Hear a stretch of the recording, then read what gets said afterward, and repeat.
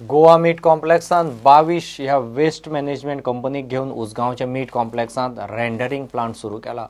प्लांटांत slaughter waste आणि animal वेस्टाचेर प्रक्रिया जातली. ह्या प्लांटाक लागून कॉम्प्लेक्सांतली एनिमल वेस्ट खंय डंप करप हो प्रस्न खंय सुट्टलो. ड्राय वेस्टाचेर प्रक्रिया करपी हो गोंयचो असो एकूच plant. Meat complex, our total capacity of slaughtering is 300 animals per day, and at the moment our average is about 70 to 80 animals a day, and day by day the number is increasing. Is it profitable or? Definitely this plant will become a self-sustaining plant. At the moment, it is not, because the numbers of 70 and 80 are not enough to become self-sufficient. However, very soon we will be self-sufficient.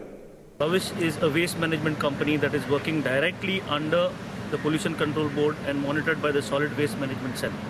We collect dry waste from entire Goa, more than 150 panchayats. We have a proper audited system which is monitored on a daily basis, and this waste is brought, baled by the Pollution Control Board and sent to Karnataka by the government, by the state government, for co-processing. This is the most scientific way that waste, non-biodegradable, combustible waste is treated worldwide. And Goa is one of the only states that's providing this service to our citizens.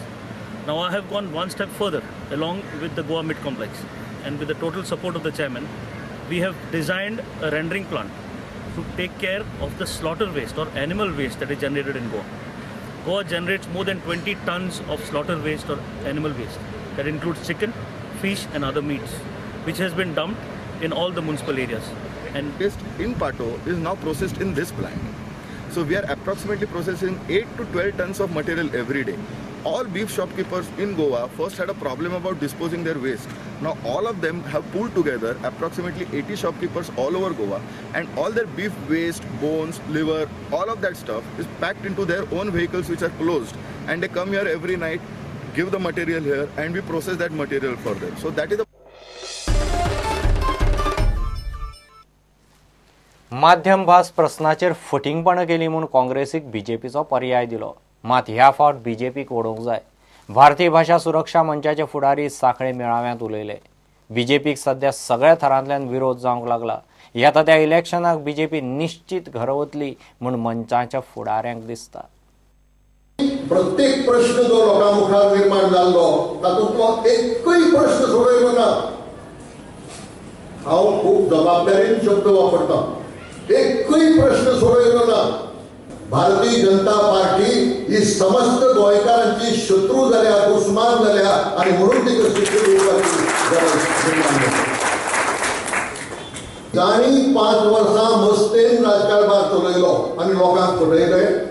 तांच्या हातांत परत सत्ता गेली जाल्यार ती मस्ती 10 पटींनी वाडटली आनी सांगतले पळय आमी केलें तें लोकांक आवडलें म्हणून आमकां लोकांनी परतून निवडून दिलें. दिगंबर कामतीच्या सरकारा वेळार आमी सांगिल्लें की हे माध्यम अनुदानाचे धोरण बदला. एक तर धोरण बदला नाजाल्यार आमी सरकार बदलतले, आनी आमी सरकार बदललें. आता जड तराची भाशा ना. आता पक्को निर्धार आज सत्तेर आसा ते सरकार आमी बदलतलेच. भारतीय जनता पार्टीच्या राज्याबद्दल आणि कारभाराबद्दल असंतोष खूप ठिकाणी असा संघाच्या स्वयंसेवकांनी, पण तो वयर येऊन दिलो ना. हा गोंयांत वेगळी परिस्थिती निर्माण केली. त्या परिस्थितीच्यामुळे ज्या लोकांनी भारतीय जनता पार्टी निवडून दिली आतापर्यंत पैसे द्या नसताना तांचे, ते सगळे लोक आता हे तत्व भ्रष्ट झाले लोक. योग्य वेळ आयली, देवान कृपा केली आणि महाराष्ट्रवादी गोमंतक पक्ष भायर सरलो ह्या भद्र युतींतल्यान. शिवसेना समविचारी पक्ष तयार आशिल्लो आणि हे सगळे हे जे आसात गोवा प्रजा पार्टी आशिल्ली, हे सगळे एक जाले समविचारी लोक. आणि अशा प्रकारची स्थिती आतापर्यंत केन्ना येवंक नाशिल्ली. आता आयल्या ती. आता परिस्थिती अशी निर्माण जाली की सगळं पायार गेलो भारतीय जनता पार्टीचो. सगळ्या क्षेत्रातलो सामान्य लोक जो असा तो एकत्र झाला या खातीर ही क्रांती करपा खातीर हे महाभारत युद्ध जे आसा ताचे अंतिम चरण आता सुरू जाल्लो आसा 1 म्हयनो उरिल्लो आसा.